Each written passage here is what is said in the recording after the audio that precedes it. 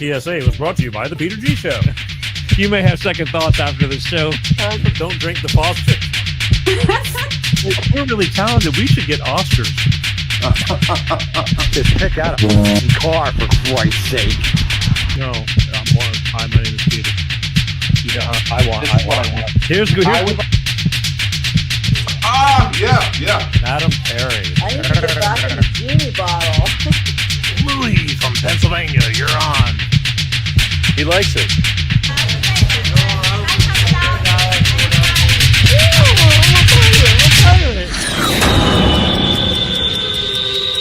It's showtime.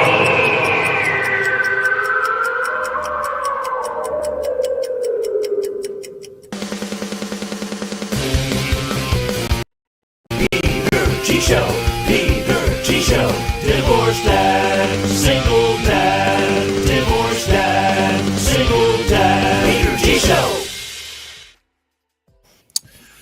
And that it is. It is showtime.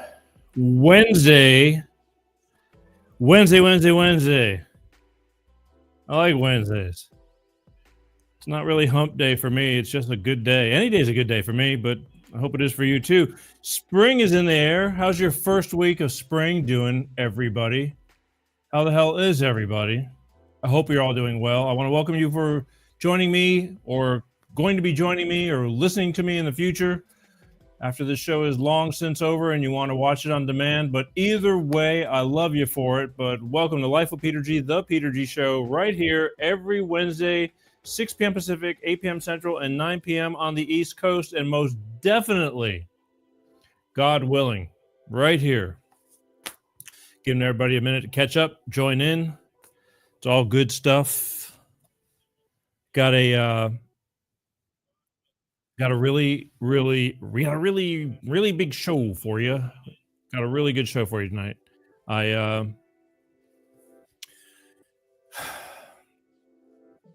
Again, I'm kind of flabbergasted with all this nonsense that's going on with the burning of Tesla buildings and cars and all this kind of stuff. It just gets under my skin, and I'm going to talk about it tonight. All right, I'm going to present more information to you on why this doesn't make sense. And for most of you, you know better. You know it doesn't make sense. But there's that 7%, and I now know it's 7% of the population that is just lost. Doesn't matter what you say. They're on a one-track destination. And it's not a good destination.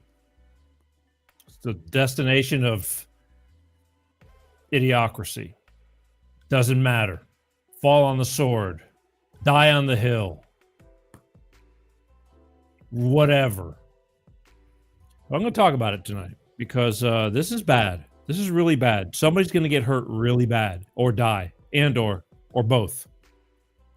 Because it's all fun and games until you poke an eye out. So we're going to talk about that tonight, and I'm going to do things a little bit differently tonight. I'm going to blow through a bunch of stuff right off the top of the show. As soon as I finish telling you what I'm doing, I'm going to do it, as I always do, but I do it in a different order. And then tonight, we're going to call my longtime friend, New York Nick, down in the Gulf Coast, because he has decided to pull the plug and call it quits after his 200 years of being in the business. He's pulling the plug on entertainment, his radio show, his bar. He's been, he's been in the entertainment business for a long time. And I don't know what the hell got into him. I guess he's just said enough is enough. And we're going to call him because I want to talk to him. I've only been catching wind of this here and there, and because I'm not there. And we're going to talk to him and see what it is that gave it the final I'm out. Because even when he says that, I don't believe it. I mean, one way or another, like he'll be out, but you'll be back. So we're going to call him second half of the show. But here's what we're going to do. Don't forget, please, I need you guys to subscribe. I love you guys for watching. I do. Don't forget to comment, especially if you want to comment. I need you to subscribe on the YouTube channel, the Peter G Show YouTube channel, all right? I need you to subscribe on the official Facebook Peter G Show. If you want to chat, not chat, we don't have time to chat. We can chat some other time. If you want to comment, you can comment live during the show, like right now, and I can see them most of the time. Sometimes they start flying too fast if, you know, everybody's getting anxious and I can't read them all, and I'll even put you on if I can. But that's the way you need to do it. I need you to, there's so many people I know that watch. I would want to say there's probably 3 times more people that watch that are not subscribed. And all I'm asking is, why not? It's free. Just hit the subscribe button. It'll notify you every time the show is on. And you can watch it live. And or if you miss the show, you can catch the show at any time you want at a later date on demand. It's that simple. And most importantly, it's free, folks. Couldn't be much easier. But that's the only favor I ask from you is just please subscribe. It just helps. It really helps the show, believe it or not. And it's free. You don't even have to do much. Just hit the subscribe button, okay? If you miss it, you know, I get it. There's people right now, I've said it many times, in California or the, you know, Pacific time zone. There's people still in their cars, not even home from work yet. They're just getting ready to leave work. They're in their cars. They got a long commute. You can put an earbud in your ear, Google Peter G Show podcast, take the audio version of the show with you anywhere you want while you're, I was going to say rehearsing. My memory reflexes coming back, rehearsing. It's been a while. While you're exercising, while you're at work, while you're walking, whatever, while you're in the car driving, commuting, you can listen to over 400 shows. We're getting ready to hit our 300th multi-stream live show coming up soon. I think, what show is this? Show 290. This is the 290th show when we went absolutely live, multi-streaming and things like that. Now there's actually over 400 shows, a little over 400 shows. But the thing was, this is when we just changed the way we do things, and I actually started counting the shows, because in the beginning I was just glad to be doing a show. Not easy. It's not easy being me, I'm telling you. But anyway, take the shows on the road with you. Listen to them. You can. There's so many different shows. I think I'm going to be having. I'm not even going to tell you yet, but I think I'm going to be interviewing somebody who wrote a book about Eddie Van Halen, and we're going to talk tomorrow. And he called. He contacted us. He wants to talk about his book. He was a magazine writer who followed Edward around for years, and he wrote a whole book. And I think that'll probably be very interesting. That might be coming up real soon, because I might squeeze him in. But all kinds of stuff, from music to addictions to current events, like right now, trying to keep you guys on top of things, because I know everybody doesn't have time to follow this kind of stuff. So leave it to me. Don't worry about it. I'll do the homework. I'll just present it to you. What you do with that afterwards, you just decide for yourself. I told you. I'm just here to present it. But a lot of people just don't know. So I'm here to bring it. All right? I'm bringing it. But that's what we're doing tonight. And then we'll have Nick. And tonight we're talking about, shame on these people with the whole Tesla stuff. And that's what we're doing. So let's start off. It's going to be a little bit different tonight. So first, salute. I hope everybody's doing well. And thank you. Keep on watching. Keep on sharing. And please subscribe. All right?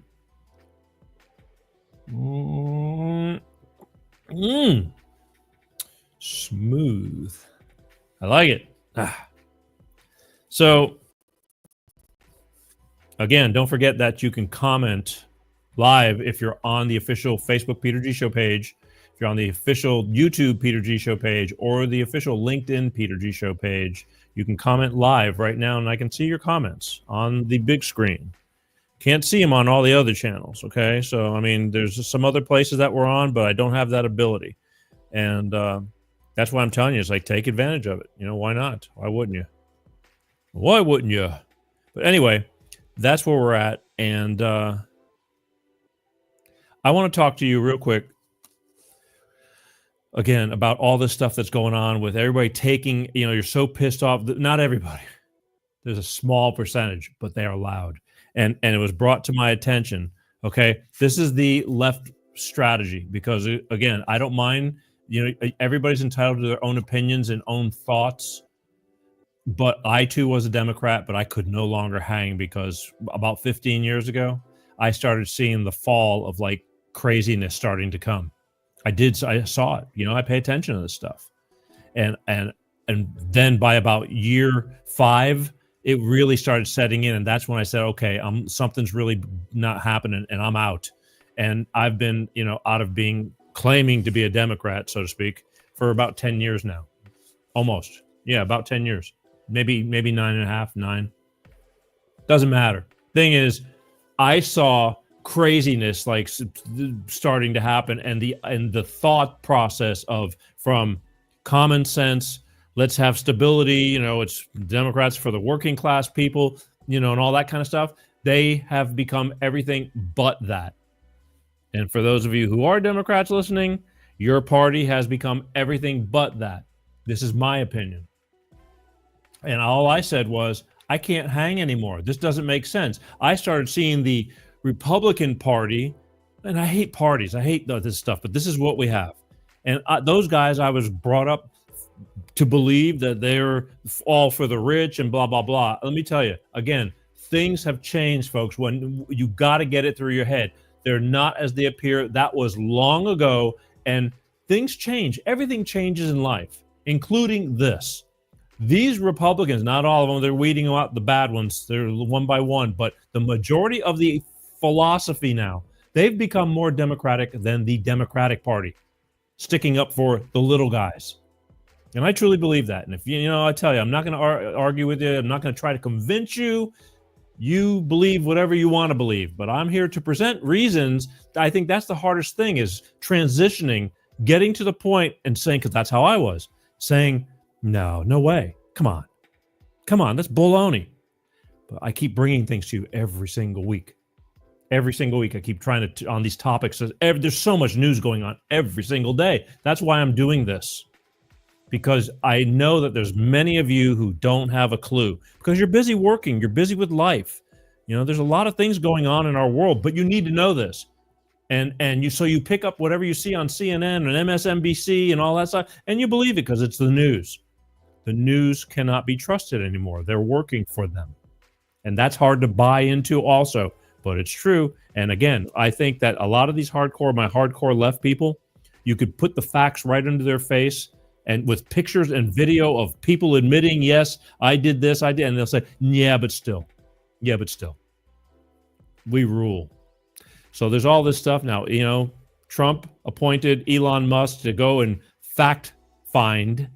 He has no control over that. He's just to fact find and report.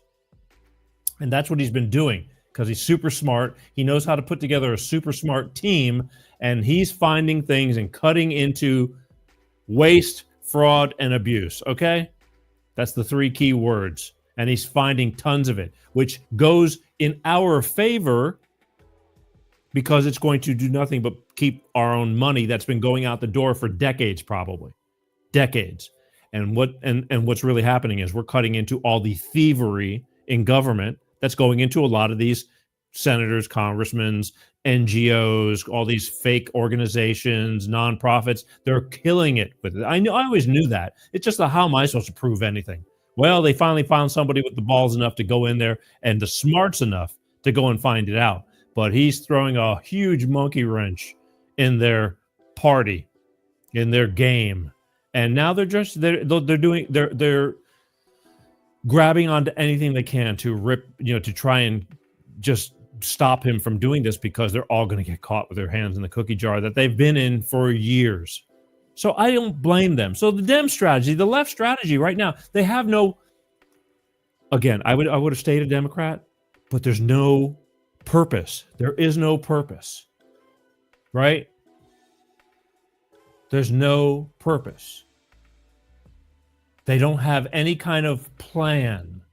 They don't have anything that they say, well, we're better because. They're just screaming, we suck. The right sucks. That's all they can do. And it's it's pretty comical nowadays. I think it's pretty blatantly obvious. And a lot of you people, not all, just the 7%ers, even those who I watch these cut and paste meme people. They cut and paste these most ridiculous things you could think of putting out there, but they put it out there because they got nothing else to put out. to make themselves feel better. And now we've started with the violence. We started with the violence, and here's the Democratic strategy. And it was, and I took it. It was a quote. It was if you want airtime, in other words, if you want to get their attention, to be on TV, to be in the face of the public, be disruptive. Be disruptive, make noise, violence, all this stuff, just whatever, screaming, yelling, accusations, whatever. It's never made sense, hasn't made sense for years. But you, I was gonna say, but you people, some of you, the 7%ers, just swallow it up, hook, line, and sinker. But they have no message. There's no message. So until they have a message that I can say, well, now they're starting to get back to reality, and maybe I can go back there because there's real people back in there instead of all the lunatics we got now, I can't buy into it. So I'm out. But I'm here to present these things to help you out, to so that way you can make these choices and perhaps change your mind and make a wiser choice. Late but here. All right, better late than never. So I was getting ready to call the cops looking for you. There's choices. So I'm going to play. There's some things going on right now, and I want to talk about them. And the first one was this past weekend. All of a sudden now, Bernie Sanders, great grandpa, and AOC have teamed up because they're both socialists. You got the young generation, and you got him. And he's still got his faculties pretty much together, but I just don't agree with his ideas. I mean, he's better than some, but it's still not good enough for me. Sorry. And I know there are a lot of you there's some of even young people that like Bernie Sanders, but I'm not into being socialist. I'm just not. I don't think you'll realize the repercussions until we're so screwed that we can't get our way out of it. But they went and they did a rally in Colorado. So they had 34,000 people or something like that. And that's bigger than most of the crowds they can ever attract. But here's the thing. Kamala was getting some big crowds too, and they figured out that a lot of it was, people. They were busing people in and paying them to go follow these rallies. Well, here's a guy that's pretty much they're doing the same game over there, but it was just one rally, but it was big enough to get talked about. So here, check this guy out. Bernie Sanders, you have some explaining to do. Breaking news: Bernie Sanders wrecks himself. Here's what happened: Bernie Sanders and AOC had an event, and then he shared this. The video speaks for himself. 34,000 people out in Denver, the largest political rally there since 2008. The message is clear. No to authoritarianism, no to oligarchy, and no to Trumpism. We are ready to fight back. Now it's on to Tucson. All right, so that's what he posts. But guess what? There is a company that can triangulate cell phones and see who they are and where they are and what's going on. And here's the actual facts. The GPS data reveals that Bernie and AOC's turnout was not organic. Make sure you give this a heart. Make sure you comment. We got to make sure this goes viral. 84% of the devices present at the Bernie and AOC rally in Denver attended 9 or more Kamala Harris rallies, or Antifa BLM, pro-Hamas, and pro-Palestine protests. 31%, 1 in 3 of the devices had attended over 20. So this is not 1985 where Bernie first became a great-grandfather. What's happening right now is technology can triangulate things and see the truth. So though they might tell you it was an organic, massive rally, that is not accurate. The truth is 84% of the people that were there had attended 9 or more Democratic, etc., rallies, and 1 in 3 had been at over 20. So though the media might tell you, oh, Bernie AOC, that's not accurate. What they want to do is try to create some manufactured excitement and popularity like they did with Harris. But that's not going to work. Look what just happened, right? They tried to create that with the media, but people didn't want that. Donald Trump won in a landslide, popular vote, all 7 swing states. So this is very important that you comment, like, share it, because we need to make sure that the truth is more popular and shown more than incorrect information. So this is just the beginning, and follow for more. Isn't technology grand? See, They started figuring this out back when Kamala and they were was campaigning, because it was just impossible. Because the truth is, we knew how unpopular she was, but they were manufacturing everything. They had to. She had to pay Cardi B millions of dollars to get people to come to see her because they wanted to see Cardi B and all that bullshit.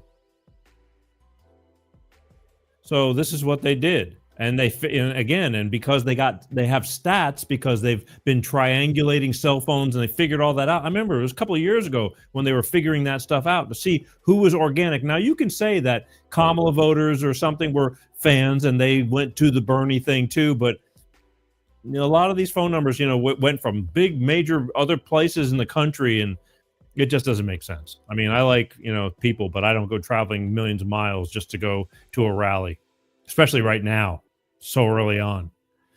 It doesn't really matter. But this is just the baloney that we have to deal with, and because they have nothing, they're desperately grabbing. This is what's so comical, and we're just kicking back. It's like the more they keep doing this, the harder they're falling. It's just the way it is. They're also complaining about how the Republicans, it's everything. Trump is for the rich people. And again, times have changed. This is not true. The Dems are richer. And here, it's not me saying it. These are just statistical facts. There is such an irony to Democrats talking about oligarchy because, of course, for every one billionaire that backed President Trump, Kamala Harris had 2. 9 of the 10 richest counties in America are represented by Democrats. 65% of Americans making over $500,000 a year today are Democrats. 75% of hedge fund managers who make political donations donate to Democrats, and 95% of political donations from the top 3 management consulting firms go to Democrats. Meanwhile, President Trump absolutely crushed with Americans who make under $100,000 a year. The Democrats are the party of the wealthy. And Donald Trump is representing the working class because he simply lifted the pro-worker elements of the Democrats' agenda when they abandoned the working class to cater to their rich base. This is all performance art. And what's so upsetting about it is they are being paid by the American people to serve them, and they are doing nothing of the kind. And it's the truth. Whether you love them or hate them, the tides have switched. Again, the Democrats used to be for the American working class. It's not anymore. And that's why it's so hard for people to grasp. It has completely switched because the Dems, which I was a Democrat, have just gone so crazy off to the side. I mean, I don't care what you like. You'd like whatever you want to like. I'm just presenting the facts. And for those of you who are saying, well, that's Fox News, it's like, you know why I have to use that? Because I'm definitely not, you're not going to hear any other news station, the CNN and MSNBC, they don't play these things. They won't. They just throw out accusations. But those are facts.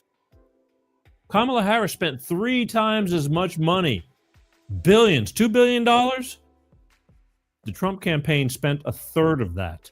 And the working class people shellacked their ass. So the people spoke. I mean, don't get mad at me. I'm just presenting the facts. That's all. I'm just putting it out there because they're so desperate because what they had did not work. It didn't work.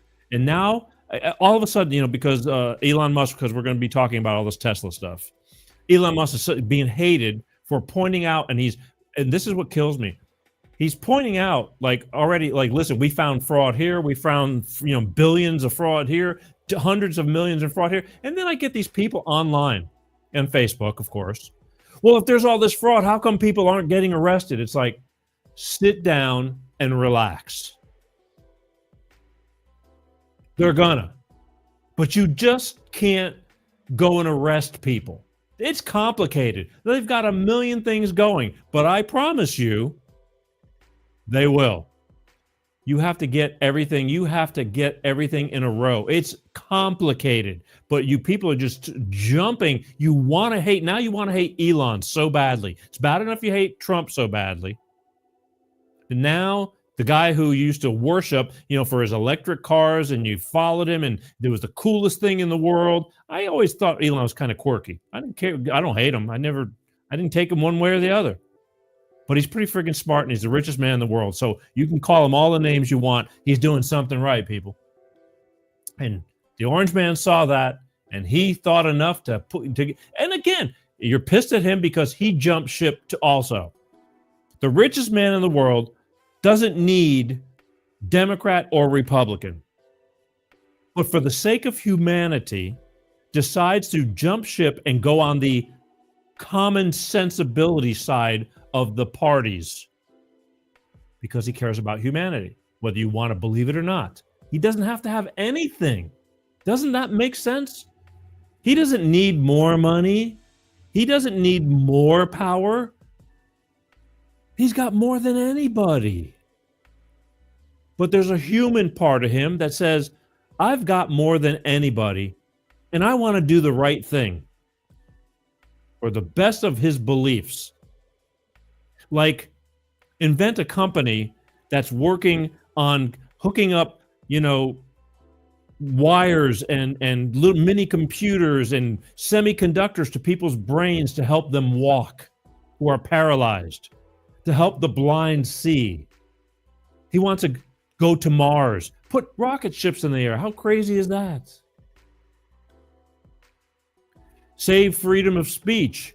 He spent $1 gazillion buying Twitter, which makes him no money, but he saved free speech because they were clamping down on. I got a big old gripe with YouTube still. They just sent me a big notification on how they're lightening up their their conditions and talking about things. But at the same time, they're saying, but if you talk about this and if you talk about that, speaking of which, like the jab and all that, misinformation, they're going to shut you down. So what they're saying was, yeah, we're loosening our stronghold on what you can say, but you can't. But we're still going to say that you can't say things.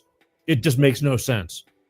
I am dying to talk more about the old jabberini and the effects and the after effects and all the things that are going on because of that, whether you believe in it or not. I have so much stuff I could present to you to show you how evil that whole deal was. And I can't. I mean, I can if I want to just keep it off of YouTube, but I want my YouTube people. I want my YouTube people because I realize there's a lot of people sitting on the fence that are willing to listen. But the bottom line is he bought Twitter. He didn't need Twitter. He don't need anything. He doesn't need anything. So you're going to attack him. They attack him about, he was so excited and he's waving to people in the crowd, and all of a sudden it became a Nazi salute, And it's just like anything you can get their hands on, to crucify the guy because now he's stepping on toes because he's taking money away from. And you know what pisses me off more about you, the people? Not everybody. The 7%ers. You're so pissed off about it as if he's taking money away from you because the people that have planted that seed in your head are making you feel like he's taking money away from you, which he's not. He's trying to put money back in your friggin' pocket. Or at least keep it, not even back, because we've lost, whether it's $5 or $500,000. For somebody, $5 is a lot of money. And he's trying to help on his own dime. And you guys are just following the bullshit trail and jumping on board for a guy that you used to love and praise and save the planet and clean green, even though I knew electric cars are not clean green. It's a big hoax, but they're cool cars and they do work, but they don't really save the planet.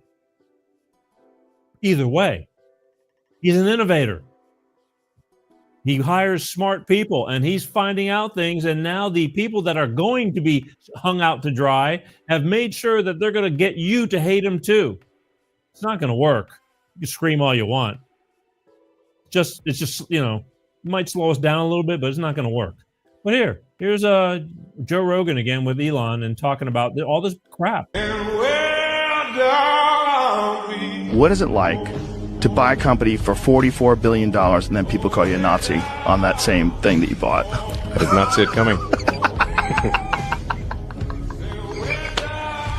It's classic. What is it like? Like all this, the left was in love with you. Yeah. And now the same idiots are calling you a Nazi.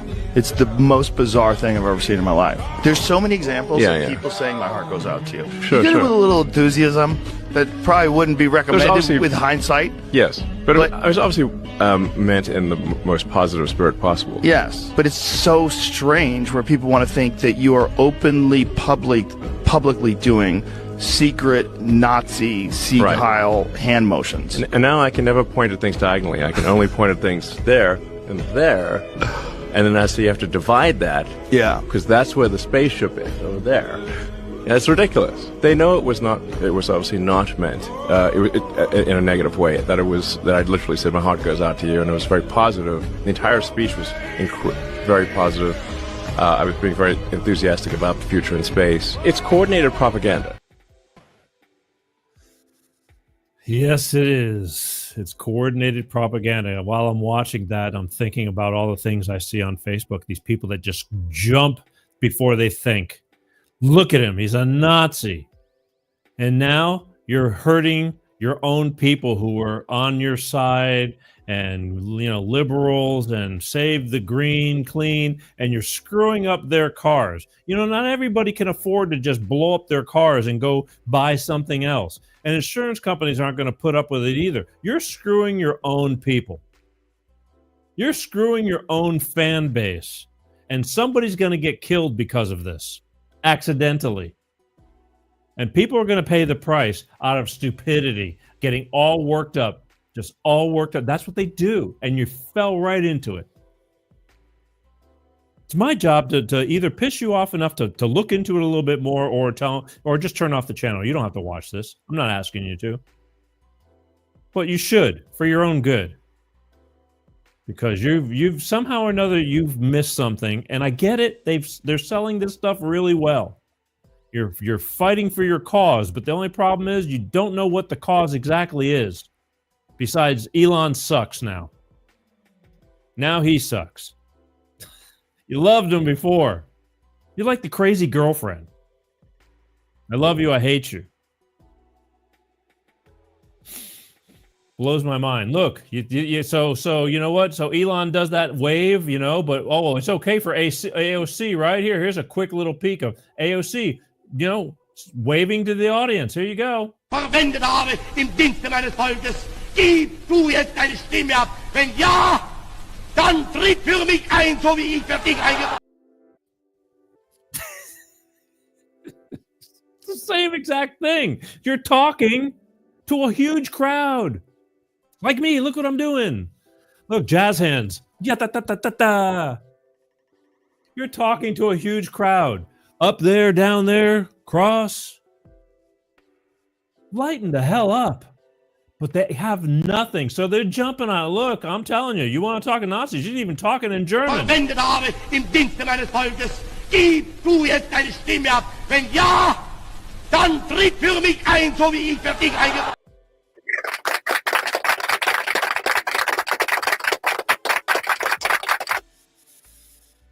Thanks, AOC, for pointing that out. That, anybody can do that mistakenly. It's just a wave. You're just pointing out to the crowd, whether your hand's this way, horizontal, vertically. So, Elon, I guess she's a Nazi also. But the Dems, they're blaming, again, for 4 years, ever since January 6th, the beloved January 6th, which was staged. That's all going to come out, too. You can say what you want. I was watching it. I know. There was instigators in there. Yes, there's probably some dumbasses that followed through too, but that thing was not real. And you can tell me all you want. That will be coming out because I know they're going to start getting to the bottom of that too. There's just so many things to get to. Plus, we have to turn everything around. All the screwing up. I was getting ready to use harsh language. All the screwing up that's going on. So we got to reverse everything. Now there's, daddy's home. The whole world knows that, there's some leadership again now. And he's proven that. You see all these businesses coming in, trillions of dollars within, 6 weeks. Committing to building and factories and all that. Joe Biden, he talked about stuff, but you never actually saw anybody actually say it. These leaders from other parts of the world and businesses, Hyundai and Apple and all that, they've literally been on stage saying, yes, we're coming. We're going to do this. Why? Because we got a leader now. But look, the Dems have been blaming the MAGA crowd and all this crap about we're the violent ones, and it's the farthest from the truth. But why believe me? Here it is, double standard, loud and clear.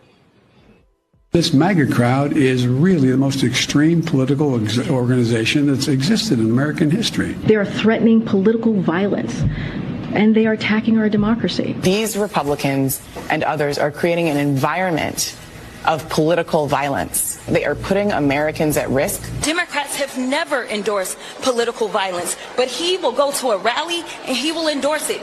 This is the equivalent of playing with a loaded gun and then it backfiring on you. Your reaction, Caroline? I heard the word extremism. What's extreme is the Democrat Party today, which is now applauding this political violence and domestic terrorism taking place across our country. What's extreme is the modern day Democrat Party, who wants President Trump to turn around planes full of gangsters, rapists, murderers, and foreign terrorists to bring them back to American soil. What's extreme is the Democrat Party that wants to keep men in women's sports and bathrooms and locker rooms. And what's extreme is a Democrat Party who wants to continue to spend hundreds of billions of dollars a year on useless government agencies that have done nothing to advance America's interests. Again, I will reiterate, President Trump is standing up for common sense and basic and fundamental American values, and all of this empty rhetoric from the left will not stop this president from doing what's right for the American people. Fair enough. It's truth. Think about it. I mean, all you guys got is that, the created January 20th. Nobody says anything about that whole summer of love when the George Floyd and they created all that havoc and burning buildings down in different states. All the billions of dollars destroying statues, all that stuff. It wasn't by me or anybody I know. It's by all the retards. Violence. That's, like they said. Here's the Democratic strategy. I'll read it to you again. If you want airtime, be disruptive. So start destroying things, screaming, yelling, threatening, all the above. That is what your party has gone to. It's just sad.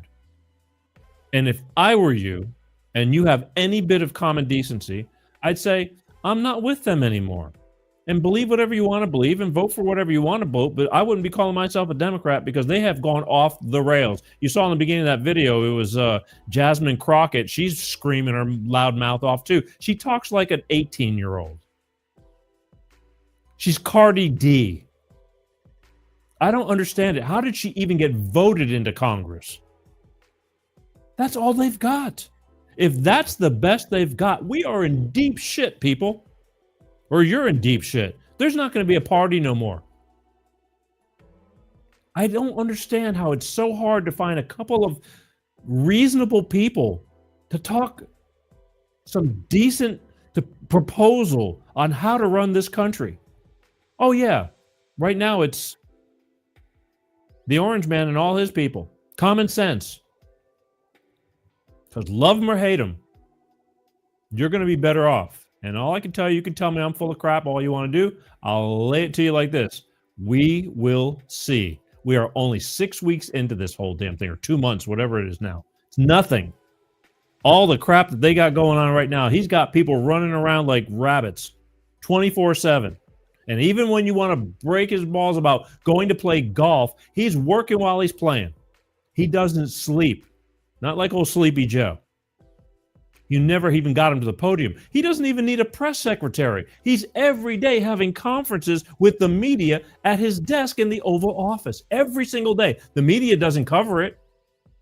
Except for like Fox or some of the other cable independent internet stations. But you're not going to hear it from CBS, ABC, and MSNBC, CNN. They don't want you knowing all the stuff he's doing because it's all good stuff going against them.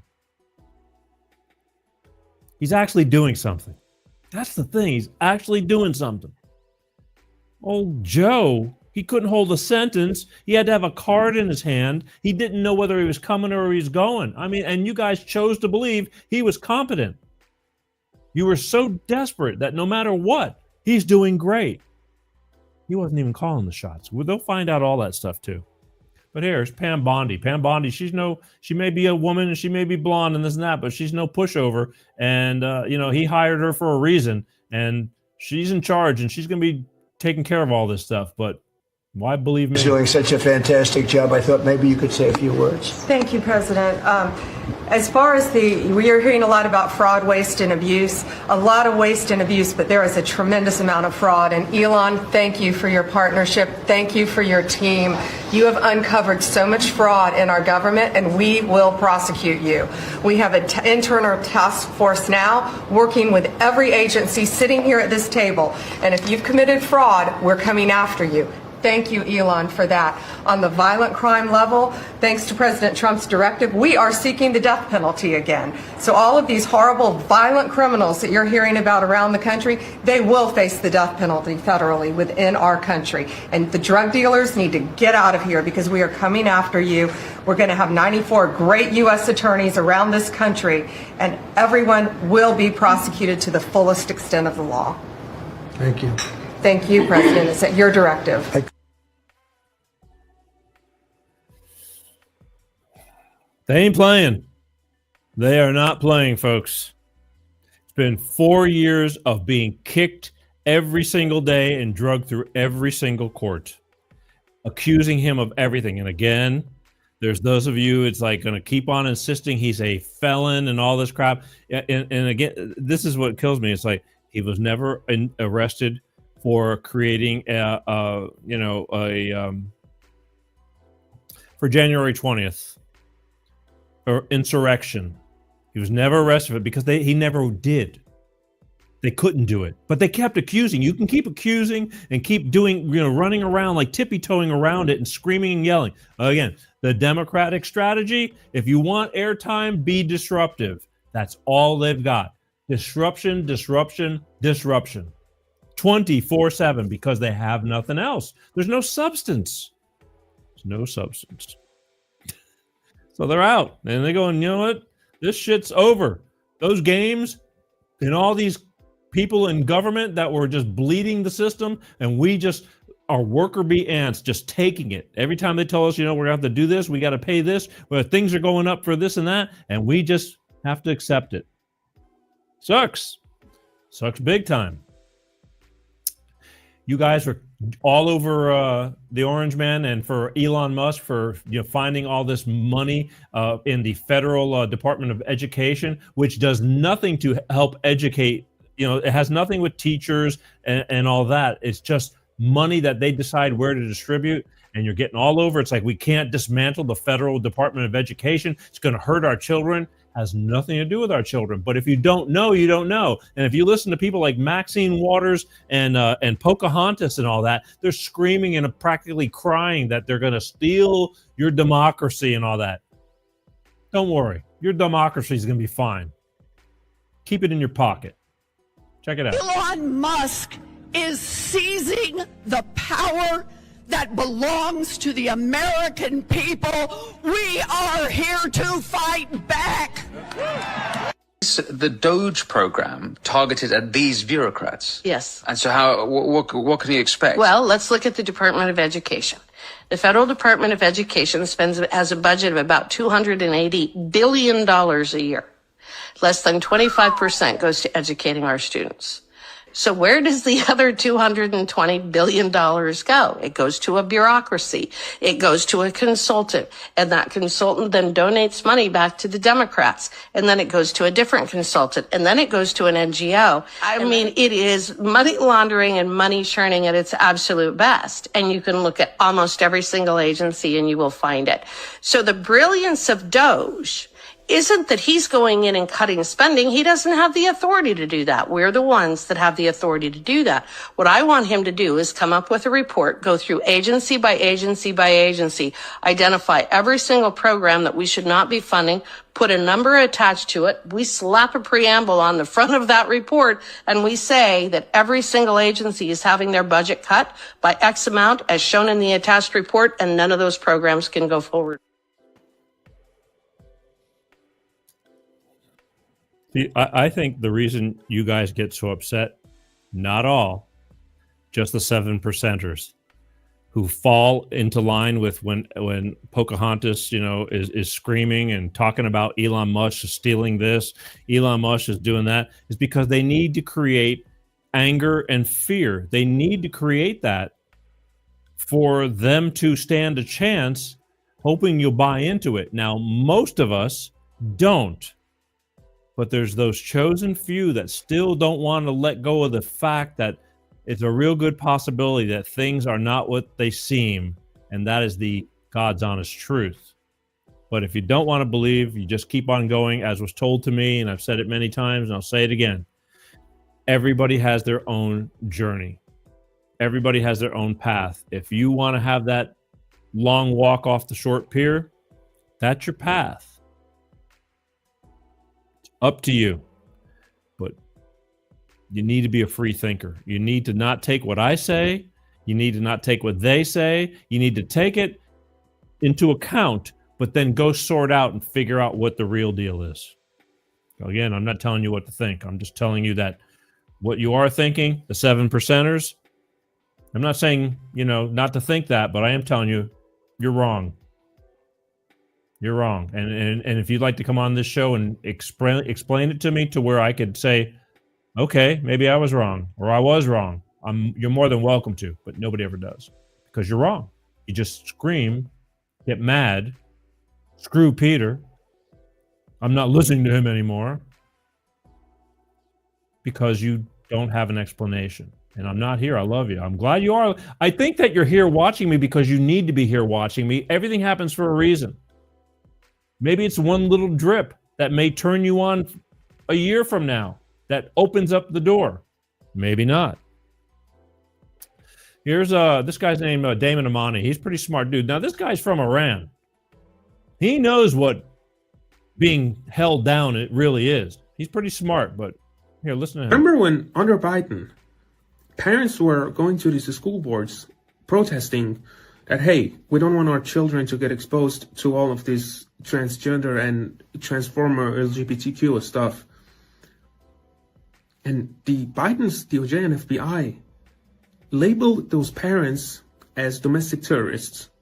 And then they got a pushback from the conservatives, people on the right, and the parents themselves. We're not doing anything. We're just protesting. We don't want books to be shown to our children. That was it. They got a pushback. You call me domestic terrorist? I'm not domestic terrorist. I push back.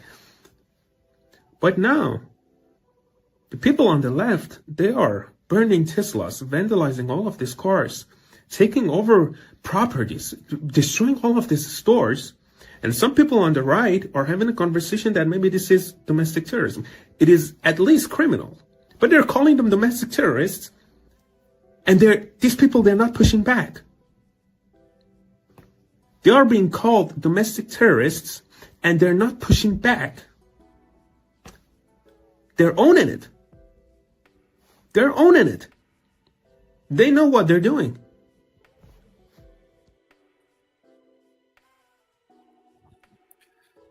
Does that make any sense? Let me break it down for you, for those who may have gone right over their heads. Not all, just the 7%ers. We were having issues these past 4 years because they're pressing on our children in schools to have drag queen happy hour or whatever, drag queen this, pushing books on sex education to grade schoolers.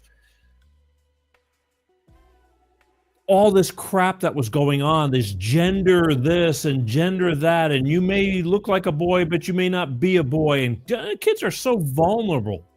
And the parents are going, whoa, whoa, whoa, what the hell are you doing?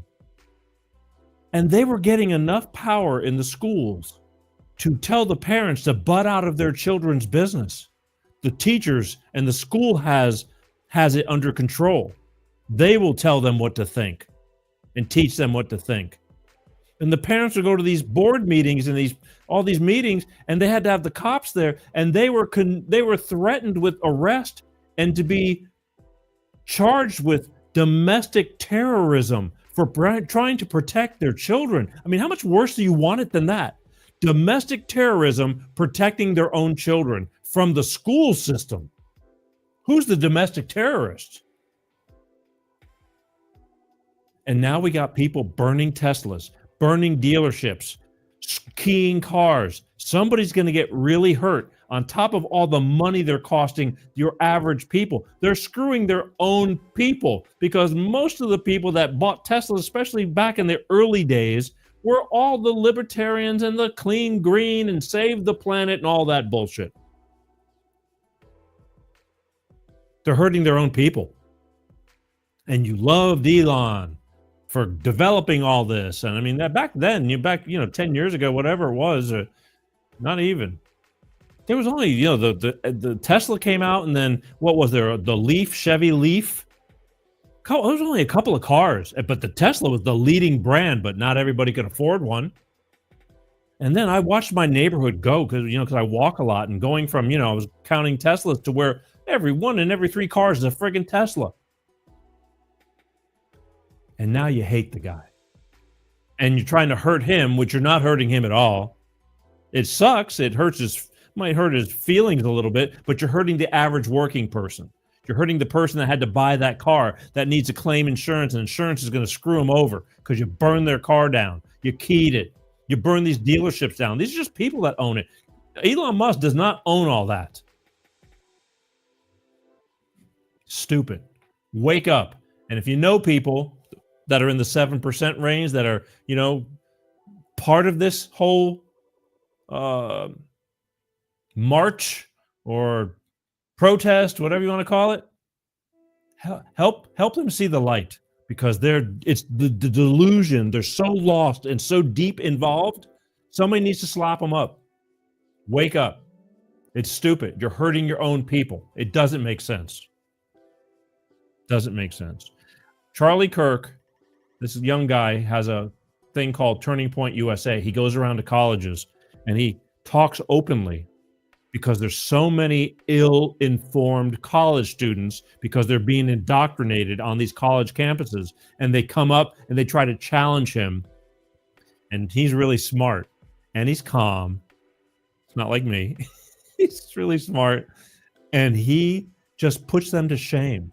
And I just want to give you an example, because this is what's going on in our colleges. It's like they're not teaching our kids. They're not teaching our kids the things they need to learn. Here's Charlie Kirk. I think you guys hate Elon Musk so much because he used to be on Team Left, and now he's on Team America, and he's putting his money where his mouth is. And I don't like him because he's annoying and he has bad politics. Oh, because he has bad politics. No, and he's annoying. So it's like a personal thing? A little bit, but also he has bad politics.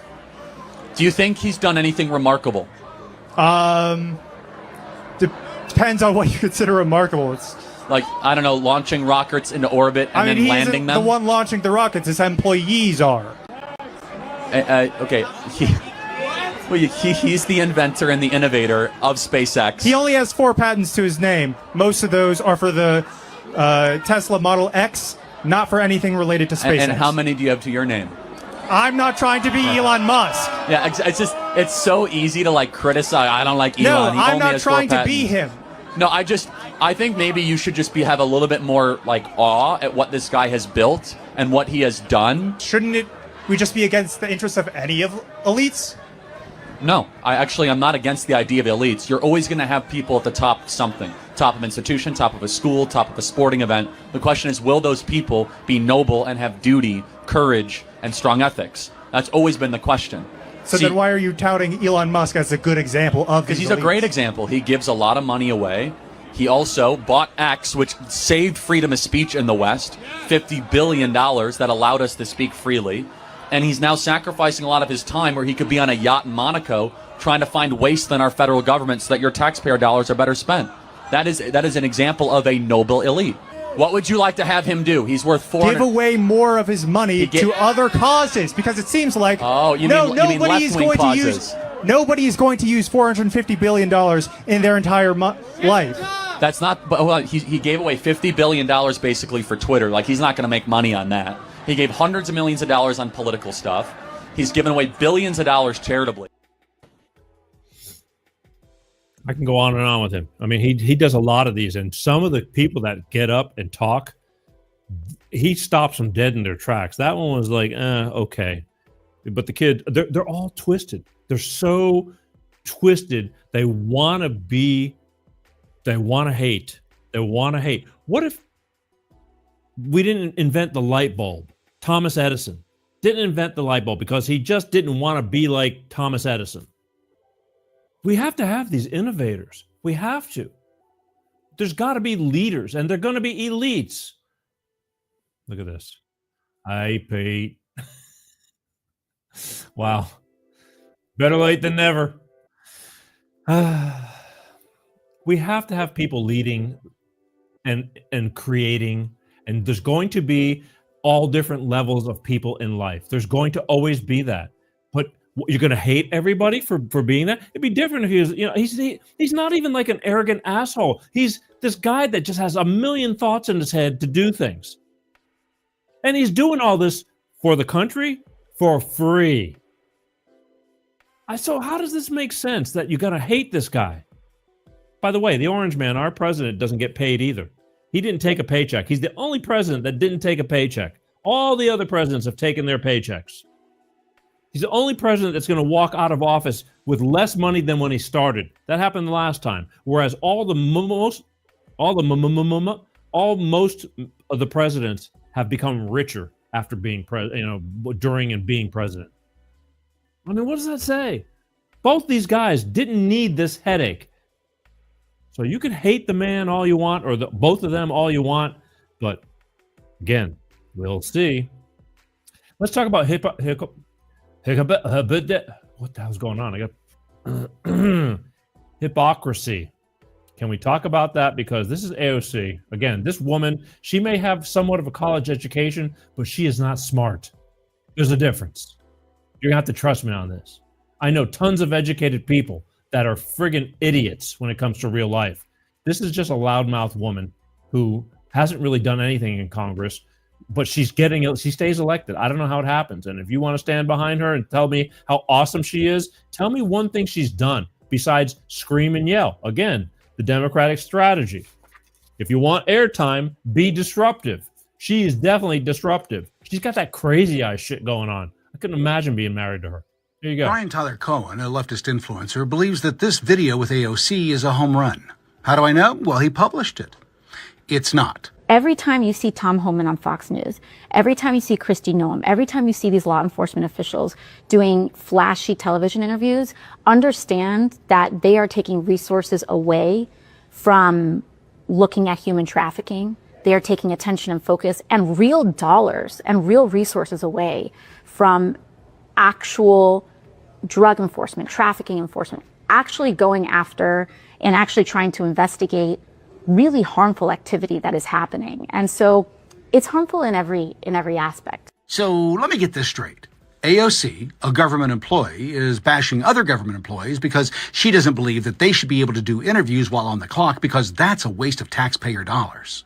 As she, a government employee, is doing an interview while on the clock. Talk about the pot calling the kettle black.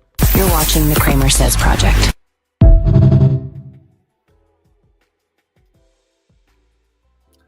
I like Tim Kramer. He pretty much tells it like it is. He was on our show last year. Probably get him back sometime soon, hopefully. He doesn't take any crap. AOC doesn't really understand even the difference between capitalism and socialism. It's a fact. It's real simple, and these are her own words. We're going to hear it. This is what makes me so irritated. She just screams. It's just noise. It's noise. There you go. When I think about what those definitions are, capitalism to me, it's an ideology of capital. The most important thing is the concentration of capital, and it means that we seek and prioritize profit and the accumulation of money above all else, and we seek it at any human and environmental cost. That is what that means. No, wrong, so wrong. It's exactly backwards. And I'll prove it to you. Been on Amazon lately? Each of the thousands of products Amazon offers represents the work of people who believe they have something you want or need. If they're right, they prosper. If they're wrong, they don't. That's how the free market works. It encourages people to improve their lives by satisfying the needs of others. No one starts a business making a thing or providing a service for themselves. They start a business to make things or provide services for others. When we talk about ideas, for example, like democratic socialism, it means putting democracy and society first instead of capital first. In a socialist economy, the government has the ultimate power. It decides what you get from a limited supply it decides should exist. Instead of millions of people making millions of decisions about what they want, a few people, government elites, decide what people should have and how much they should pay for it. Not surprisingly, they always get it wrong. Have you ever noticed that late-stage socialist failures always run out of essential items like toilet paper? Because at the end of the day, as workers and as people of society, we're the ones creating wealth, not a corporate CEO. It's not a CEO that's actually creating $4 billion a year. It is the millions of workers in this country that's creating billions of dollars of economic productivity a year. I speak from personal experience. When I was the CEO of the company that owns Carl's Jr. and Hardee's restaurant chains, we spent millions of dollars every year trying to determine what customers wanted. If our customers didn't like something, we changed it, and fast. Because if we didn't, our competitors would, pun intended, eat us for lunch. The consumer, that's you, has the ultimate power. In effect, you vote with every dollar you spend. And that's why the emphasis in democratic socialism is on democracy. Capitalism leads to economic democracy. Socialism leads to the economic dictatorship of the elite. Always and everywhere. So beware what you ask for. You just might get it. I'm Andy Puzder, the author of The Capitalist Comeback for Prager University. I hope you learned something. She is a dumbass. Very simple. She is not a leader. But a lot of people get lucky in life and get to be in positions that they, if had the chance, could have the opportunity to be a good leader, but sometimes you're just not cut out for it. She's not a leader. I mean, she's a leader, but through noise, through screaming and yelling. Again, the Democratic strategy, if you want airtime, be disruptive. Can't say it enough. And she is definitely numero uno in that department. She is a screamer. She brings nothing to the table but noise, conflict, destruction, fear. That's what she does. All right, here's what we're going to do. I told you it was going to be a different kind of night tonight. We're going to take a quick, short commercial break from my good friends over at Clean Star Products with their money-saving fuel additive DX1 driver, and then we're going to call my old friend New York Nick, who's calling it quits after 200 years of being in the entertainment business, but that's what we're going to be doing, and don't go nowhere. Be right back. Hello, I'm Tyrone Thompson of CleanStarProducts.com. This is DX1 Driver in the news, and here's what our friends have to say. So I'm here to recap on the DX1 I've used. I put it in oil and I put it in the gas. While I'm using it just for about 3 tanks.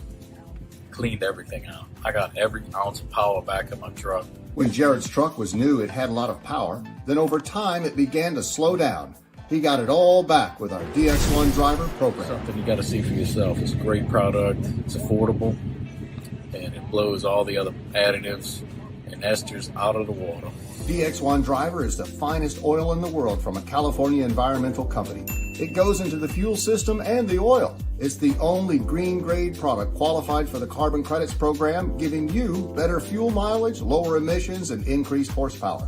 So join the fuel savings revolution today. Go to CleanStarProducts.com/shop.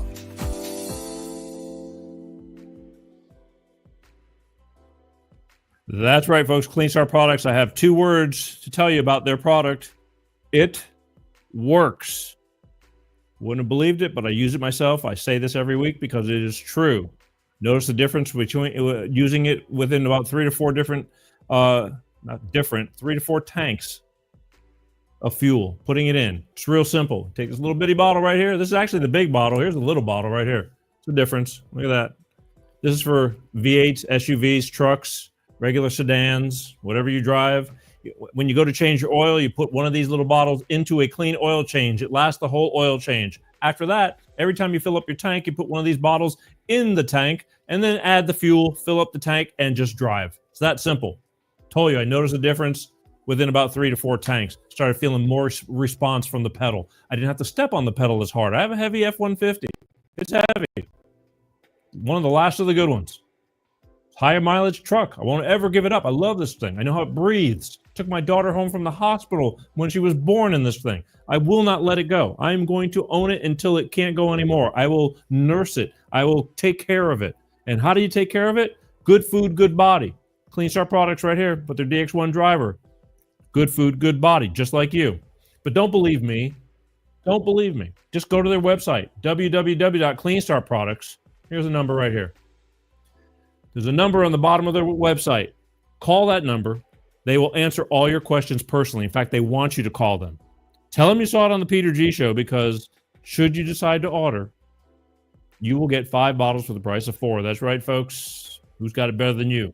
Mention that you saw it on the Peter G Show. They will send you 5 bottles for the price of 4. And that's the perfect starter kit. I think that should make a believer out of you. Put 1 in a clean oil change and then 4 tanks of fuel. You will notice the difference and get better gas mileage. You'll notice that you'll go further before you have to put that next tank of gas in.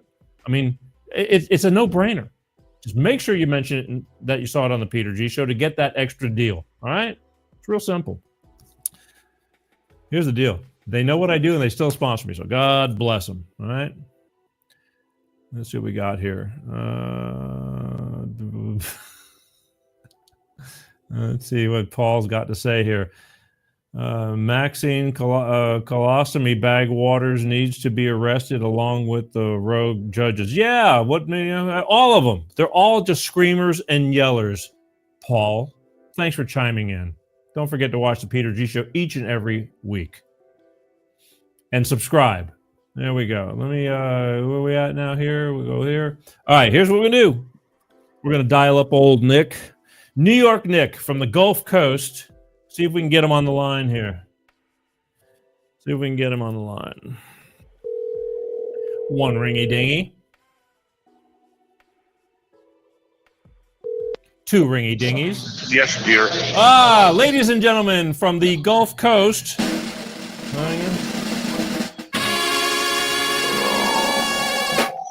New York Nick. I got you. All right. Should I get on the speakerphone or should I stay like this? You sound good like this. You can try the speakerphone, but if it sucks, I'm gonna have to put you on direct. Okay. Well, how does that sound? Oh, you're okay. Just don't get too far away from it.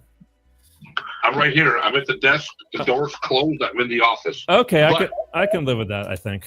The rumple's flowing. The question is, can my audience live with that? Your audience can live with that, but the rumple is flowing. I just want to let you know that. Oh, that's good. So I wish I was there. I you know what? I haven't touched that stuff since the last time I saw you. Well, Mike Ashby wanted to let me know that to tell you personally that the rumple is flowing. Jesus. How is Jesus? Touchdown Jesus. He's back. He's here. He's a rare form. He does his yearly trek to Vegas for the first week of March Madness. So so he's not but he's when is March Madness? It's now, isn't it? It's already started the first week. Jeez, Pete, it's March. It's madness. I guess it is. I got my own March Madness. I got everyday madness going on. Okay, so let's go back.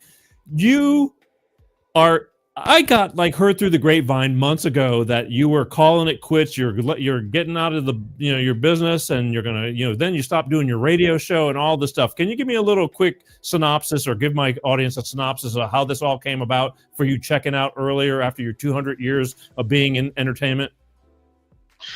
Well, long story short, I was approached. I had a long-term lease. I got approached, and then somebody asked me, "Do you want out? Are you done?" I said, "Yeah, I'm kind of done. I'm 65 years old. I worked 50 New Year's Eves, Pete. 50, count them, since I was 14. So I'm just done. The landscape has changed. I'm not chasing skirts around the bar anymore because I can't catch them. Number one. I'm just done. Everything has come full circle. I'm taking all of my toys, all of my collectibles, all my collection, and I'm going to actually sell everything online eventually. That's going to be my retirement fund. That's going to be my last hurrah, is to sell everything, and it's going to make me happy. People don't think I'm going to be able to do it. They don't think that I can part with everything that I have, but it makes me happy that somebody wants to pay me money for the stuff that I have collected and gathered and had for decor in my 25 years of ownership. And it's on to the next person's, and that's it. I'm done. Especially even the radio. I've been curating rock and roll set lists since 1977, before you were born. Yeah, that's true. That's true. That's true. Because I wasn't born until the mid 80s. But yeah, in another generation, another world. But let me just tell everybody. So New York Nick is in the Gulf Coast, in the Florida Gulf Coast, and he owns a bar that he also made sure that when he put this bar together, he had basically a what do you want to call the mausoleum? What would you call that entertainment wise? It was a broadcast center. I call it the living mausoleum because that's where, if I died, I wanted to have my casket rolled in right in there. People could walk by, come in, drink, view me, and then say goodbye. Okay. But it was a beautiful thing, and it was a nice broadcast center. I mean, I had all of the analog mediums, from reel to reel decks to 8-tracks and cassette players, and I did all the old fashioned stuff, and broadcasted to the world on my radio station. Which we then took, and we would go on to Facebook for those of the listeners and viewers who have caught the Facebook lives. And God, the one thing that we will have is many of those that will keep popping up through time, because I will make sure of it. just because. I sent you a picture. One of the last, when I was taking my stuff down off the top shelf, all my 8-tracks and cassettes, I still had the call in that you made for me with my phone number on it. Yes. I just sent you a picture of it. I saw it, but I couldn't get it transferred into the show to show it to my audience. Now, see, this is what blows my mind. In my mind, I thought, okay, you're changing hands. Somebody new has bought the bar now, and I heard that the guy that bought the bar is a Bob Seger fan, and he's going to call the bar Main Street. Well, you're wrong, but that's a nice try. I could care less. There's 3 people that are buying it, 2 silent partners that I know, and 1 managing partner that I know. But on April 9th at 8:31 a.m., after I look at my bank account, they can call the place the Swifty Saloon for all I care. Okay, but see, I thought that everything was going to stay like it is, and then all of a sudden, when you shut down to transfer, it was going to be like something out of the White House, like it was going to be an overnight, or a day or so, changeover to I didn't know what was going to happen. I just that was in my mind how you were going to do it, but everything's missing now. I have a naked bar right now. There is a naked bar right now. They are actually going to open the door the same day that we sign the papers. They're not going to miss a beat, though, and they'll do the same thing happened down the road at Intermission with Mike. They bought, they signed. He had it one day. They did the closing that morning, and they were right there, gutting the place out and doing this and doing that right away. So they're not going to miss a beat either. Of course, it's the beginning of beat season, so they're going to have plenty of time to work out their kinks and do what they got to do. And good luck to them. I'm done. I've exhausted myself. All right, now this is where I want to get into. Okay, so for those of that before you were in the bar business and things like that, you were an actual radio DJ, rock and roll, old school. This is how this all came about, and that's how I first met you. I mean, when back in the Franco's days, I still call you the voice of Pensacola when you were introducing the bands and things like that, right? Jesus, the Franco. That's when I got down here, and that was my first job. I was DJing between the bands and doing a lot of behind the scenes stuff like that. But that was that was part of what I was doing between bartending and DJing down here. That was the last 44 years. But no, there was also TK 101. You were an actual radio DJ, radio station DJ. Because I did radio. Yeah, because I did radio in college, and I know there was really no money in it. It was a glory thing where you got free music, you got free concert tickets and stuff like that. So it was great to be on the radio. I didn't do it down here because at that time that they wanted me to go back on the radio, these people down here and do FM, because they're always looking for on-air talent. I was bartending on the beach and I was having a blast. I mean, I was looking at, I got to look at girls for free all day long and and do that thing and bartending out there. So I didn't. They finally talked me into it, and long story short, the two DJs quit on a Super Bowl Sunday, and the DJ, the head DJ called me and said, "Please," and I said, "Okay." Yeah, a lot of stories, a lot of memories. Again, a lot of great times and some weird times, but mostly great times. And but here's the thing that really I'm going to tell you right now. Oh, wait, sorry, I took a sip, and Paul just wait a minute, I got to take a sip of this.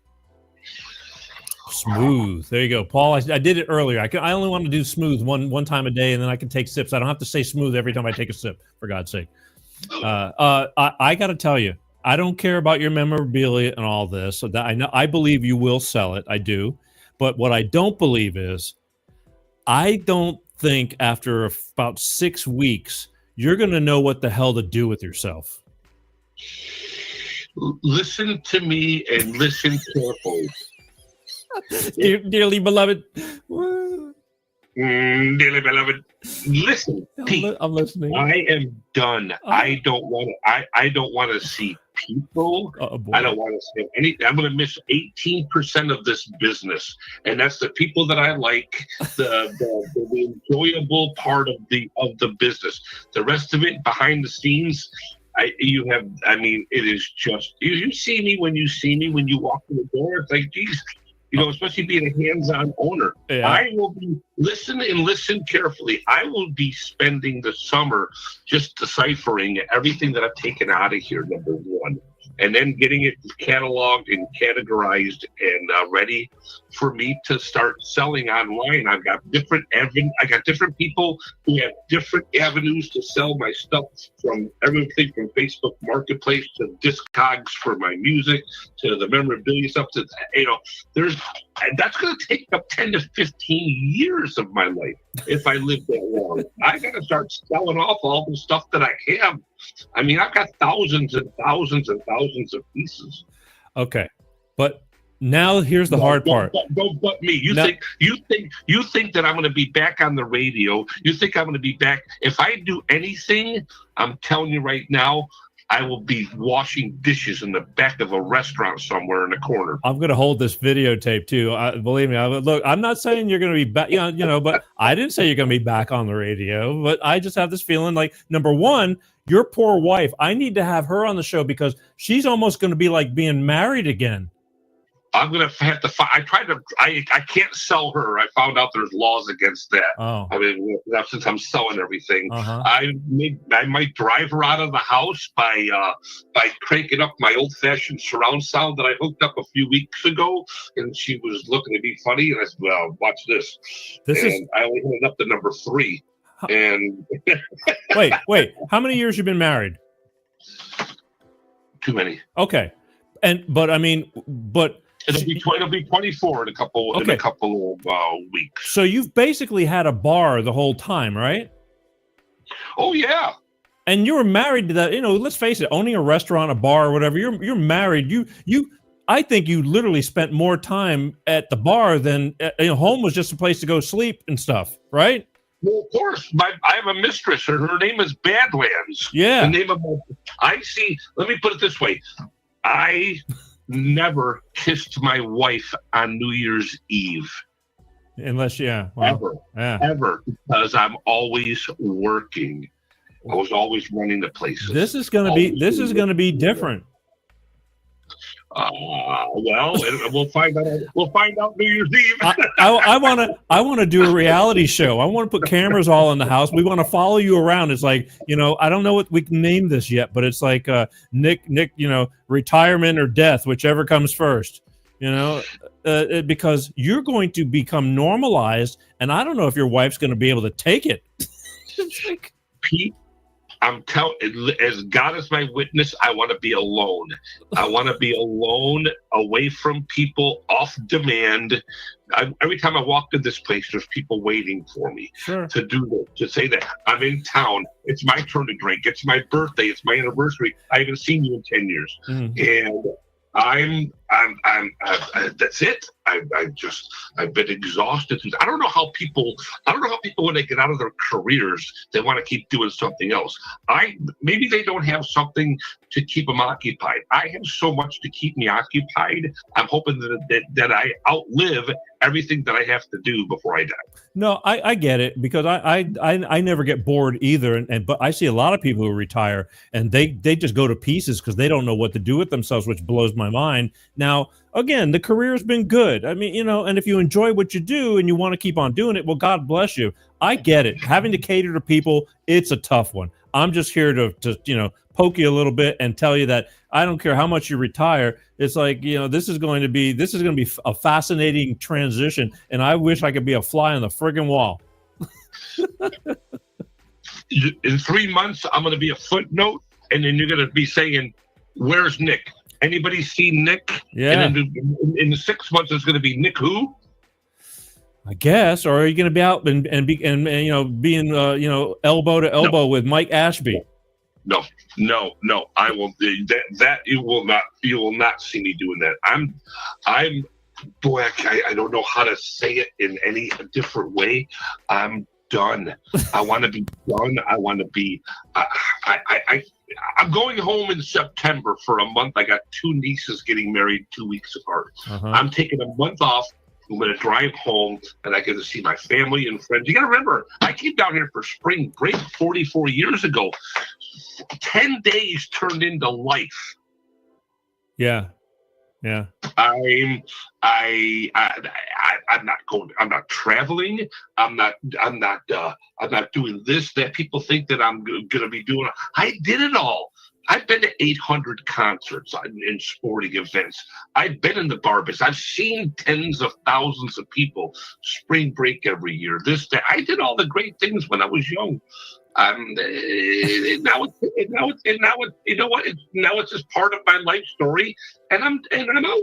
I'm 65. There's no fountain of youth out there, Pete. We've all tried to find one, and it doesn't exist. Oh, look, I believe that you're out. I just don't know what the hell you're going to do with yourself. I don't think that even though you got a lot of stuff to do, it's like you can take the shit out of the boy, but you can't take the boy out of the shit, or whatever you want to call it.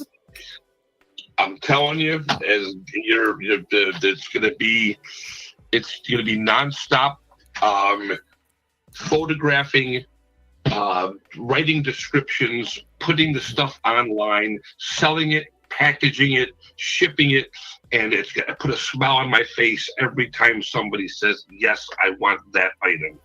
And I'll be liquidating. I'm liquidating everything that I have.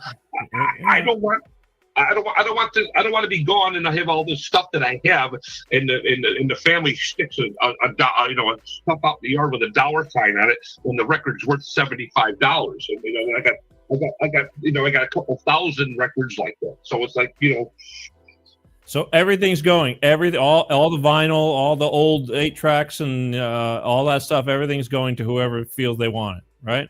Everything's going. You know what I'm keeping? I'm keeping the DVDs and the VHS concerts, because I can stick them in and I can play them, and I got the surround sound. I can see it and I can hear it. Okay. All the rest of the stuff is going. I'm selling everything to the people who appreciate it. Because I see the stuff online, and there's stuff that I've never seen that I know that I have. So yeah, that's it. That's my plan of attack. Okay, because I don't want to see you and no, nothing against all this stuff, but I go. He's gonna get so friggin' bored. He's gonna join the Moose Lodge, and he's gonna become one of the loyal order of water buffaloes. I'm gonna change my name to Fred Flintstone. You got it. You actually got it. That's pretty good. And I go. You're gonna become the Grand Poobah. Because I don't see you sitting your ass. After a while, I just think like the walls are going to close in on you. I'm going to go, where do we go find Nick at? Where's he hanging at? You guys, you guys have this false belief that I'm going to be this, that, missing, yearning and longing for it again. No. Just wanting to be, out on your own terms now. I am out on my own terms. Well, you know what I mean. I mean, like hanging out on your own terms. Not having to get behind the bar because it's getting busy. Pete, I'm 65 years old. I did all the hanging, all the dangling, and all the rest of that shit that went along with being bar owner, bar manager, bartender, all the way back to a busboy at 14. I lived my dream. Okay. Everything I wanted to do came true. The only thing that did not come true was that I was supposed to go back and graduate and go to Vegas, where Uncle Nick was. That was supposed to set me up. That's the only thing that didn't come true. I got down here and I never left. Well, okay. So I did well here. Maybe we can do this. I mean, is there any way? I know the house you bought was a new house, but maybe we could take like one whole side of the house and make it all glass to where like we could drive by like and watch you like watching a hamster cage or something. See what Nick's up to. I'll tell you what, you can walk around the yard and you can look in the media room, the fourth bedroom that's all set up for the media. Yeah. Where I'll be doing all my work, and you'll see me sitting in there doing all my shit. See, because I was just thinking, I go, after a while, I'll give you 6 months, and I go, you at least do a radio show once a week for a couple of hours. I mean, but you don't even have to have. I don't want to be obligated to anything ever again. Well, I get it. Oh, I see, even obligated. I mean, shit, most people you can do come and go as you please. It's not like it's big corporate, contracts or nothing like that. We've already proved, been there, done that. But well, I don't know. I'm just raising the questions that have crossed my mind through the past few weeks, kind of contemplating this. I know you got stuff to sell, and I know that you've had enough. Believe me, I understand dealing with people. I do, and that's probably why I was never in that business. But but I just wanted to ask you these things for the audience to hear it from you, and I wanted to, really document that you're done, and just in case anything changes, I can pull up this tape again. Yeah, I don't see. Geez, I don't see. Let me put it this way: if I won the lottery, I wouldn't want to do it because I won the lottery. They didn't make me a millionaire, but they paid me off and paid me enough to walk away and take all my toys and go home and ride off into the sunset or something. But I don't see anything that's going to make me say, you know what, I'm gonna do this again. I can't play I can't play a different set list anymore as far as the rock and roll radio thing. Now doing something like what you're doing, some kind of a talking podcast. Yeah. I've had people approach me that I should write a book and that I should do a podcast of all the shit that I've done and talk about it. Do a different decade here and there and pull out my pictures, have a photo album in front of me and start talking about shit and tell stories about the stuff that I did and how I did it because I lived reality. And the best thing is I have witnesses that were doing the same thing with me. Huh. So if ESPN calls and they need a commentator, you're not up for it, huh? No, I'm sported out. Oh, that's one thing I won't do. I'm sported out. I am done with sport. I can watch the teams that I like in a game here and there, but I owning a sports bar for 13 years before this bar. Yeah. Holy, yeah. Wow. Okay. All right. Let me cross that off the list here. Well, here's what. Okay. I get it. I totally get it. I'm just throwing things at you because I want to know the do's and don'ts, and we're solidifying this. We're setting it in stone, kind of, sort of.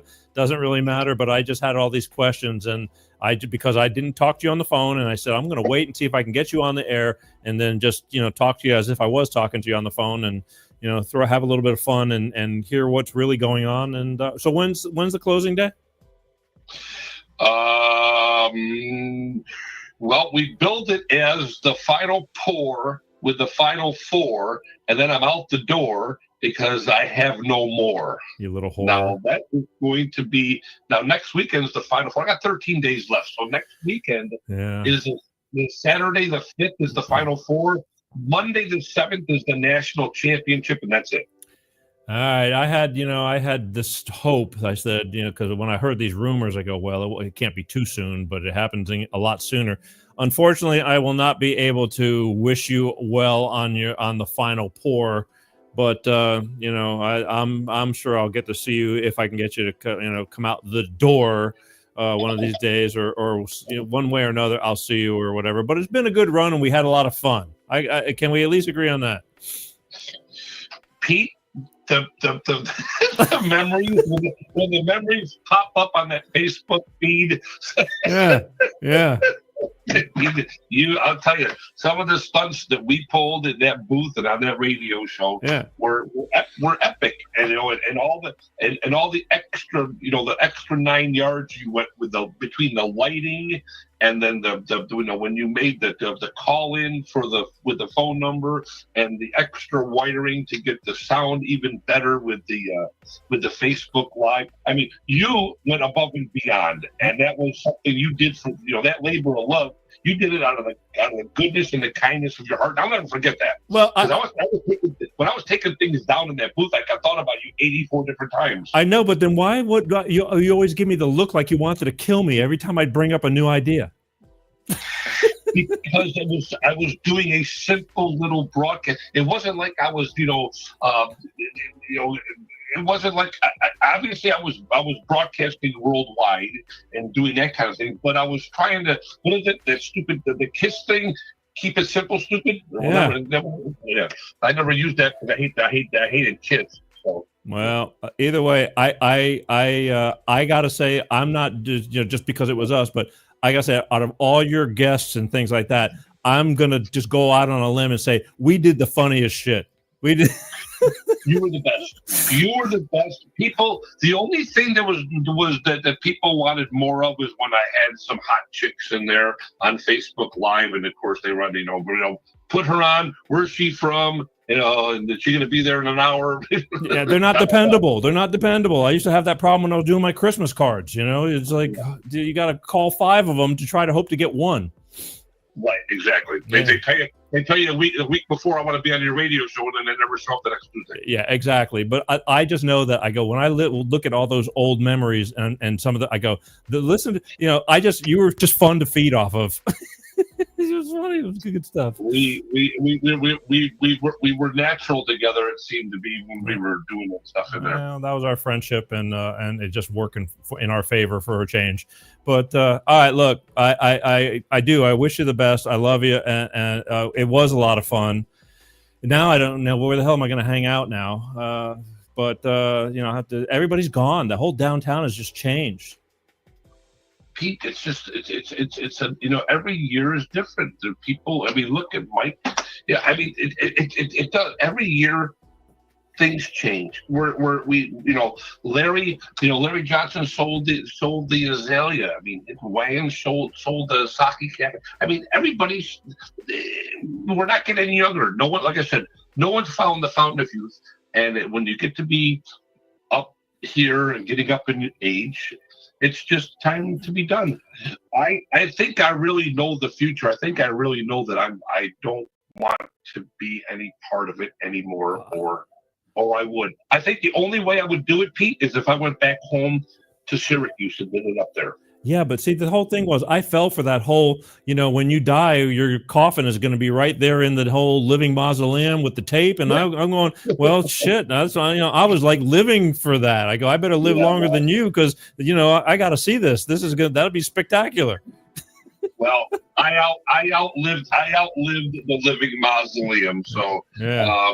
They're gonna turn it into maybe into a dart room to throw darts, or I don't know what they're doing. And like I said, April 9th at 8:31 a.m. They can do whatever they want. Gotcha. All right, look, I got to go because we're I rearranged everything. I wanted to get you on, but I did want to have this conversation because I think again it was a lot of history and it was a lot of fun, and you ran a good ship, and I was glad to be a part of it. It definitely was an interesting ride, that's for sure, and I get it. I just figured, this is my last chance to poke some fun, and the rest of the time we're just gonna. Next time I see you, we're just gonna be staring at each other. Hey, how you doing? How you doing? I'm good. How are you? Okay. Now what? We're going to be doing the same thing with each other. We just won't be behind a microphone or in front of a camera. Yeah, careful what you wish for. I may bring you on once a month to do some kind of topic in your favor, but we'll see. My mind's already thinking ahead. I always think ahead. Every 3 months, you can do a progress report if you want to. Well, the thing is, I'm going to step it up, though. Anyway, I'll talk about that when I see you in person. But let's get you out of the business first. All right, ladies and gentlemen, from the Gulf Coast of Florida, New York Nick on his last pour out the door. He's closing down, retiring after his 200 years of being in entertainment, so to speak, from radio shows to bars, all the above. Anything you want to leave my people with? Something to ponder. In the immortal words of the Grateful Dead, what a long, strange trip it's been. Amen. All right, buddy. I love you. I'm sorry I can't be there, and not that it matters. There'll be plenty of people to send you on home on that quiet ride home on the final drive. But it was a trip. It was now I got to find something else to do when I'm in town. Shit. You just let me know when you're here. We'll do something. We'll go back to the future. There we go. Great Scott, Marty. We'll go back to the future without a DeLorean. How about that? Yeah, hanging out's easy to do, and I just got to get situated. All right, brother. I love you. Just handle it, and I'll see you when I see you. Thanks for the time, Pete. Yep. Good luck to you. I'll see you soon, sir. Yeah, you will. Peace out. All right, bye. Bye. Well, there you have it. New York Nick. He's closing his doors. Radio shows done. Bars done. Pensacola, Florida. He had a nice little place. It was a good hang. 9 million TVs. He was always there hosting people, and I get it. It's tiresome. A lot of years. And then we do the radio show once a week. He had Radio Free Pensacola Nick's Picks, streaming worldwide. And I'd go when I was in town. If those of you on Facebook, you see all the short clips, we'd live stream onto Facebook, and we'd do all the stuff in between the music. And the jokes were free. There's some pretty good stuff there.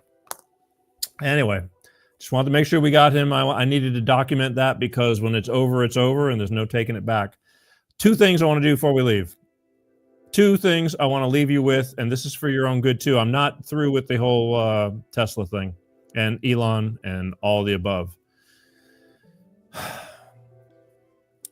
Everybody's bagging on the orange man, and he's only 2 months in, and it's like there's so many things that are going on that are already being done more than the past 4 years, and I just need to make sure that you are aware of these things, because none of this kind of stuff happened when we were under the other regime. And you believe what you want to believe, but here's Kate Monroe. I like Kate Monroe. She was a former Marine.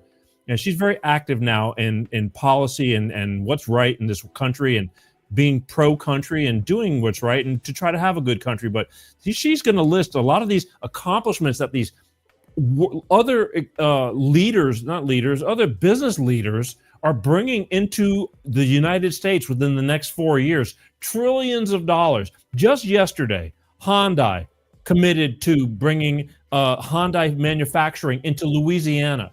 Was that 20? No, it was 2 trillion? 2 trillion, I think. They're going to build their Hyundais in Louisiana and steel. 2 things. Every day something new is happening, but the mainstream media will not talk about it. So here's the things that just last week alone, the past 2 weeks, again, of all these major manufacturers going to be bringing their businesses into the United States, which then again creates jobs. See, because all about that tariff thing that they feared you about tariffs. Oh, tariffs. And all these companies, they know better. They know. So they're going to build here. The orange man knows what he's doing, folks. Sorry. All I can say is we'll see. But here's Kate Monroe. She's going to tell you she's got the list about just the companies that are being brought into this country that's going to change everything financially for the better. You know, everybody wants to crap all over Trump and crap all over Elon Musk for them trying to save the financial standing of our country. So I've addressed previously all this money that they've been finding through Doge. But what we haven't addressed is how much money and revenue from other things that did not exist, other countries, other companies that didn't exist during the last administration that do exist now. Let's run through a couple of those and see if we can't get excited about what's going on. I don't think it's that difficult. United Arab Emirates, 1.4 trillion. That's B with the T, trillion. Saudi Arabia, 600 billion. Lilly, 27 billion. Hyundai, 20 billion. SoftBank, OpenAI, Oracle, 100 bills. Apple, 500 bills. Johnson & Johnson, 55 billion. CMA Group, 20 billion. NVIDIA, 100 billion. Taiwan Semiconductors, 100 billion. GE Aerospace, $1 billion. Merck, $1 billion. I don't know if we can do quick finger math, but this is a ludicrous amount of money that we have brought in to the country because we finally have a good CEO president in office. We should be freaking stoked. Stop all your little kid crying nonsense. Dirt yourself off and walk on. Put your party hats on because it's going to be something exciting, guys. It is. And she's right. Not all, just the 7%ers. They've conditioned you to hate everything, no matter what we do, what he does, not we. And why are you hating? It's like, it's for your benefit, but you don't want it to be. You want to see failure. Tampon Tim, the governor of Minnesota, Tim Walz, was making fun of Elon on stage publicly. He's trying to do, some kind of rallies or whatever he's going to do. Good luck to him. He stepped all over himself. Bagging on the stock of the Tesla stock. He's showing his phone. He's got this stock app and he added Tesla and it's tanking. That dumbass didn't even know that his own state has so many shares invested in Tesla stock for the pension funds of all these major of everybody in Minnesota. So if the stock tanks, all these people are going to lose their pensions, their money. The money's going to be gone. What a friggin' idiot. Now, fortunately, nobody gives a shit what he thinks and pointing to his phone and stock. Stock for Tesla is actually up. It's never going to fail. He's not going to fail because not everybody believes this. Only 7%ers are into that hate. Now, this is the final thing I want to spell out for you for tonight because this pretty much sums up what's going on, the way foreigners see the economic growth and what's going to be happening under our current president because he's a leader. Check this out. Whatever you think of Trump, his economic plan makes complete sense. The US has 36 trillion in debt. In 2025, they will spend 6 trillion, but will only collect 4 trillion in revenue. So they need to borrow 2 trillion, and this will increase their debt to 38 trillion. Trump's economic plan is based on 3 levers. Number 1, cut expenses by 1 trillion, which is Doge, Elon Musk. He's targeting waste and fraud, like social security payments for people who are 150 years old. That is just fraud. 2, increasing revenue by 1 to 2 trillion through, number 1, tariffs. They will increase tariffs from 50 billion to 500 billion target. People will say, but other countries will retaliate. They will not be able to do it. The US is the biggest customer on earth. They consume 20 trillion every year. They are the biggest importer. They import 3 trillion every year. Plus, the current tariffs is actually not fair. Why should US cars entering Europe faces 10% tariffs while the European cars entering the US just pay 2.5%? It's not fair. And because of the tariff changes, it now makes economic sense to build factories and businesses inside the US again. That means more jobs, means tax-paying businesses and more foreign investment coming in. He will also increase revenue by deregulation. He will remove unnecessary regulations and rules, making it easier to do business so business can grow faster, generate more tax revenues.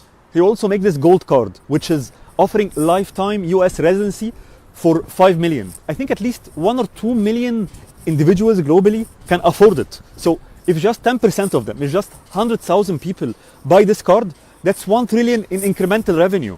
The third lever is he will reduce taxes.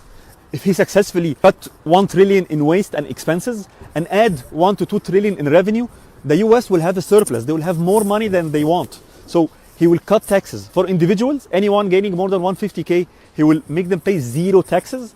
And on corporate taxes, he will go down from the current 21% to 15%, compared to the European average of 22%. France average is 25, I think, and Germany is 30. So at 15% corporate tax, the US will become one of the most business attractive countries on earth. Bottom line, this is exactly how a government should be run, efficiently. Because when you eliminate waste, the money can actually go where it is actually needed, to the elderly, to the sick, to people who cannot work. And that is the real purpose of government, to protect the weak. Very few countries have the political will to do it. It takes leaders with backbone, charisma, and clarity of vision. Do you have leaders in your country pushing for real reform, or are they talking about non-relevant side topics? And let me know if you think Trump's plan is bad, let me know why, because I think it is just common sense. Common sense. Common sense. That's it, folks. I'm telling you. For those of you who are hell-bent on the Democratic Party to the death, good luck to you. But you need to stop the nonsense. That ship sailed. There's no common sense anymore.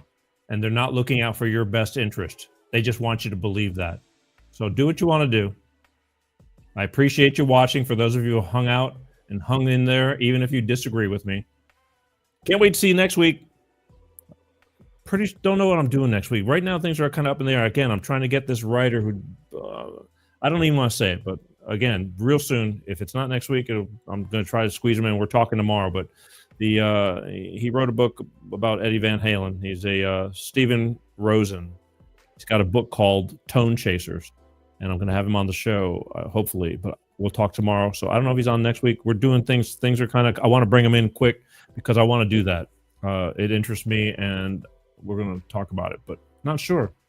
So all I can say is stay tuned, kids. I want to thank everybody for paying attention. Thank you for joining me, watching Life of Peter G, The Peter G Show, every Wednesday like clockwork, 6 p.m. Pacific, 8 p.m. Central, 9 p.m. on the East Coast, right here, doing what we do weekly, which is a good question sometimes, but I appreciate you. I love you guys for watching. Thank you. I want to hear from you.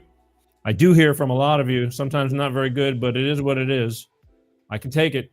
I hope that I brought something of interest that, just at least, kept the light going in your head. It's my job, and I do it with love. I'm doing it for you. Whether you agree or disagree, it's up to you. Either way, I love you for tuning in. Thank you. Share, share, share. Please subscribe. Hit the subscribe, folks. That's what I need you to do me a solid. Subscribe to the YouTube channel, the official Facebook Peter G Show page, all the above, even the shorts on Instagram and TikTok and Rumble and BitChute and LinkedIn. I don't know, wherever you see me, we're all over the place. And subscribe on the podcast, the audio podcast. So we're on all the majors, the Spotify, Amazon Music,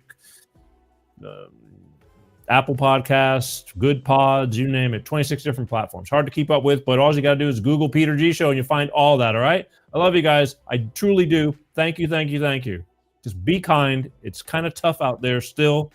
There's too much division. Please don't be doing stupid Tesla shit. Please. Please don't. Life is too short. Somebody's going to get hurt. People have families. You get so wrapped up in the bullshit, you forget that we're all human beings. Please stop. Grow up. It's not going to change anything. Life is going to keep moving forward. And for the better. And like I said, don't believe me? We'll see.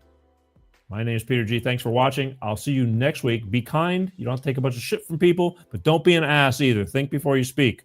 I love you. Peace out. Peter G Show. Peter G Show. Divorced dad. Single dad. Divorced dad. Single dad. Peter G Show.